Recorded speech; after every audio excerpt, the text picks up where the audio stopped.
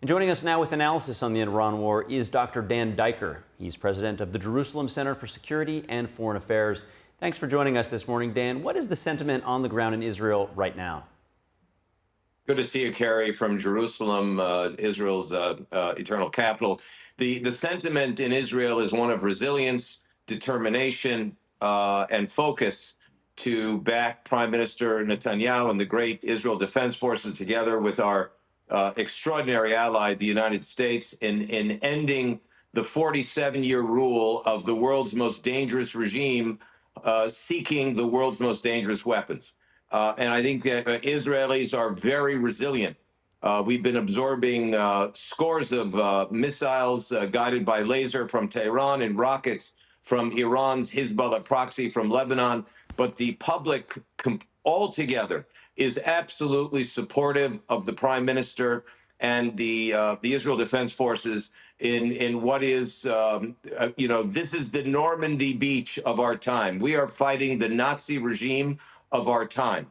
It is really a great credit to President Trump. I think the world owes him a great debt of gratitude for the type of strategic clarity the president has in working with Prime Minister Netanyahu in ending this horrific regime that has taken the lives of 50,000 of its own people, wounded 500,000, and is determined to use nuclear weapons against the United States and against Israel. And as the president said last night, Carrie, as you folks played in the opening of the segment, it was the Iranian regime itself that said that they were within weeks of having a nuclear device. You were just sharing that you felt that the appointment of Khamenei's son was more of a signal, if you will, that the regime is trying to put on that they're still strong and able to maintain and outlast this operation against them. Where are we, would you say, at this moment with the joint effort between the U.S. and Israel in removing the regime? Carrie, thanks for that question. Absolutely. First of all, we are in the West facing jihad. And jihad's mandate is to always assume that they're winning until the last man standing. And that means you may find this difficult to believe, but the Iranian regime still believes that it's winning, even though its air force has been decimated. 50 ships, 50 naval ships have been decimated by the United States military. Most of its senior and mid-level command have been dismantled or killed. But they still believe they're winning because that's jihad. Jihad is a never-ending long war that will continue until the last man is wiped out. And that is why, in that spirit, the regime wanted immediately to name from the Assembly of Experts in Qom the next religious leader. But the United States and Israel are not playing that game. They understand it, and they're going to keep eliminating from the top of the pyramid any future leadership on the IRGC and the religious leadership until everyone is gone. But President Trump, it was serious when he said we're going to finish the job. We're going to go to handle it's the regime that's the problem. It's not only their ballistic missile capabilities, which largely have been wiped out. I mean, more than 80% of the missile launchers have been wiped out. They have fewer than 100 left. They started with 450. That's just an indication of the massive military might of the United States, as well as its partner in Israel. And this has come, after 47 years of mass murder, torture, and subversion. Let's remind the American people that thousands of American servicemen and women, several thousand, have been killed by the Iranian regime since 9/11, which they collaborated on. They cooperated with Al Qaeda, and I will say this: I don't think it's been said before, but the suspected terror attack that took place in Gracie Mansion by 2 adherents to ISIS, believe me, they are motivated by what they see in the Iranian regime, and this is one of the most important. In addition to the terror attack that took place in Austin, Texas, in which the suspect was bearing an Iranian regime flag and made reference to the Iranian regime. This is the type of incitement to international murder and terror that this regime has played a central part in fomenting, and why they must be and they are in the midst of being dismantled.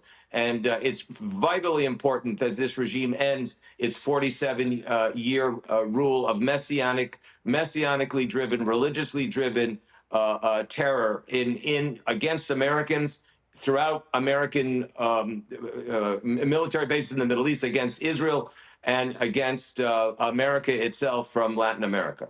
And Dan, I want to get your view as we pan back a little bit. Trump rebuked the UK in terms of their offer to make bases available, saying it would have been nice to have had them 2 weeks ago when the campaign started. Yet NATO did shoot down now a second missile that crossed into Turkey from Iran.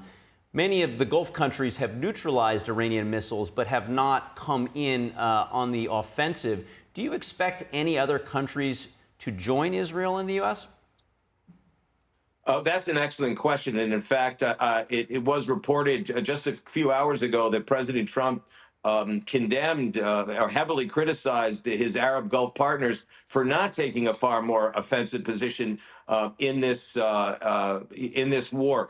And one of the reasons is, Kerry, is that this is jihad, and the whole Arab Muslim establishment, even the more moderate states like Saudi Arabia, are under massive pressure by the Muslim street not to participate directly, specifically because Israel's involved, and they have, fashioned very negative. They, for decades, been very much adversaries of any Jewish sovereign presence in what they consider the Arab Muslim majority Middle East. And President Trump is not having any of it.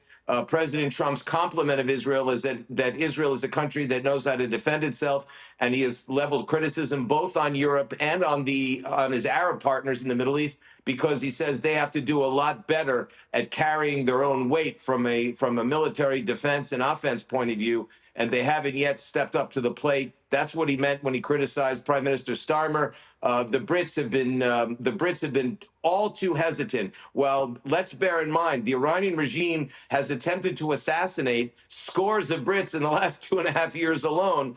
But having been in the House of Commons myself with members of the Iranian opposition, I've heard officials from the UK say they prefer to maintain diplomatic relations with the Iranian regime as opposed to taking offensive positions against them. Go and figure. But I will say that President Trump has set a new standard for strategic clarity for the Western alliance that will serve as an example for years to come. Well, we appreciate your insights this morning. Dr. Dan Diker from Jerusalem, thanks for joining us. Thank you, Kerry. Good to see you again.